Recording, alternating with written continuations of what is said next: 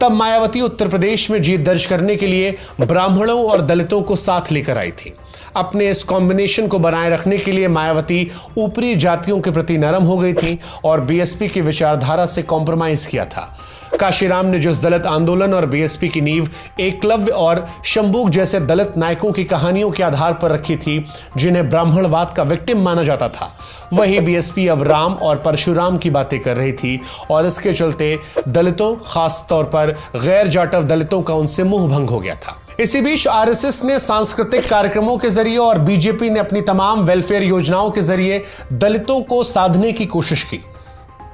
गरीब होने के चलते जहां दलितों को बीजेपी की इन स्कीम्स का बड़े पैमाने पर फायदा हो रहा था, इन सब के चलते बड़ी संख्या में बीएसपी का दलित वोट बैंक अब बीजेपी की तरफ चला गया, जिसमें खुद जाटो समुदाय भी शामिल है। वहीं दूसरी तरफ बीएसपी का एक ऐसा आइडियोलॉजिकल वोट जो ऊपरी जातियों की पार्टी को सत्ता में नहीं देखना चाहता या बीजेपी को हराना चाहता है, वो समाजवादी पार्टी की तरफ चला गया, क्योंकि उन्हें बीएसपी से ज्यादा समाजवादी पार्टी बीजेपी को हराने की स्थिति में दिखाई पड़ रही थी।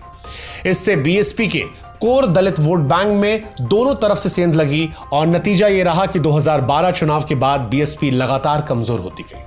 मायावती अपने कोर वोट बैंक को भाजपा और समाजवादी पार्टी में जाने से रोकने में पूरी तरह से नाकाम रही। इन सब के तरह बसपा में नई पीढ़ी से कोई ऐसा नेता सामने नहीं आया जिसे हर तरफ से मान्यता मिली हो या मायावती ने उसे खुलकर आगे बढ़ने में समर्थन किया हो। साथ ही इंद्रजीत सरोज, लालजी वर्मा, राम अचल राजभर, स्वामी प्रसाद मौर्य और त्रिभुवन दत्त जैसे बीएसपी के पुराने नेताओं के समाजवादी पार्टी में जाने से मायावती के हाथ बंध गए थे। इसी के साथ एक नैरेटिव बनने लगा कि बीजेपी के सामने मायावती पूरी तरह सरेंडर कर चुकी हैं और बीजेपी की बी टीम बन गई है। मायावती अब खुद जीतने से ज्यादा बीजेपी को जिताने का काम कर रही है। मायावती इस नैरेटिव यानी धारणा को नहीं तोड़ पाई और एक बड़ा मैसेज मायावती के समर्थकों में चला गया।